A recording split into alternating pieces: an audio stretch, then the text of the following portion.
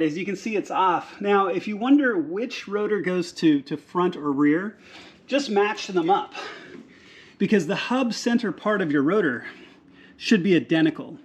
The rears kind of have this like little three-stage lip effect, where the fronts have these straight barrels that come out and then kind of a faceted edge. So you can tell which ones go in front and rear.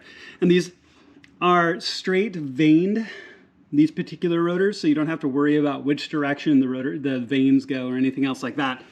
So all you have to do is just line it up. You just line it up with that little T6 hole,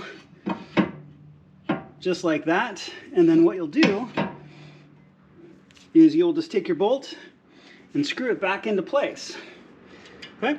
And this is 16 Newton meters, which is really low.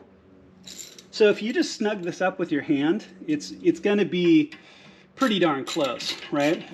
It'll self-center itself because the way this bolt is kind of bezeled when it goes in. Now, there you go. And it's on pretty securely. I'm just going to give it a little bit more. That's good, and I'm going to check it with my torque wrench here once I get to that stage.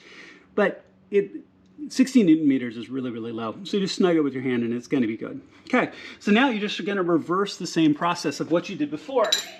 So you're going to take your bracket, right? So here's that inner bracket that we took off with the big 16 millimeters on them, right? It's going to go in this orientation, like this, okay? But there's one more thing we've got to do. Well, there's actually two, but we're going to replace our brake wear sensor, which is this guy right here. So I'll show you where it goes back to the box and plugs in. It's off camera right at the moment.